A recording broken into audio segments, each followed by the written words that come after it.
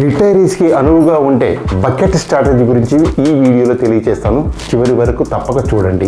Retire అయినప్పుడు ఎవరికైనా సరే ₹1 కోటి అమౌంట్ వస్తే దాన్ని తన రెస్ట్ ఆఫ్ ద లైఫ్ కోసం అంటే అనదర్ 20 to 30 years బతకడానికి కావాల్సిన ₹1 కోటి డిఫరెంట్ బకెట్స్ లా డివైడ్ చేస్తారు. ఫస్ట్ బకెట్ లో ఏం చేస్తారు, మీకు 3 years కి కావలసిన funds highly liquid funds 6 to 8% వచ్చేటట్టు ఎన్షూర్ చేస్తారు. అంటే మినిమం గా మీ ఇన్ఫ్లేషన్ ని తగ్గట్టుగా వస్తుంటుంది. 4 to 10 years వరకు మీకు కొంచెం ఎక్స్ట్రా రిస్క్ తీసుకునే కార్పొరేట్ బాండ్స్ లో AAA రేటింగ్ ఉన్న బాండ్స్ లో మాత్రమే పెట్టేటట్టు అరేంజ్ చేస్తారు. అక్కడ మీకు 8 to 10% వరకు రిటర్న్ వచ్చే అవకాశం ఉంటుంది. అంటే బెటర్ దాన్ ఇన్ఫ్లేషన్ లీడ్ చేసే రిటర్న్ వస్తుంది. బియాండ్ దట్ అంటే మీకు 10 years తర్వాత కావాల్సిన ఫండ్స్ కంప్లీట్ గా ఈక్విటీ ఎక్స్పోజర్ లో పెడతారు. దానివల్ల మీ రిటర్న్ 11 to 15% వరకు ఆశించే అవకాశం ఉంటుంది. దీనివల్ల మీకు ఎవ్రీ ఇయర్ రీబ్యాలెన్స్ చేసి మీకు బకెట్ 1 ఫుల్ చేస్తూ ఉంటారు, బకెట్ 2 ఫిల్ చేస్తూ ఉంటారు, బకెట్ 3 ఎటు పెరుగుతూనే ఉంటుంది.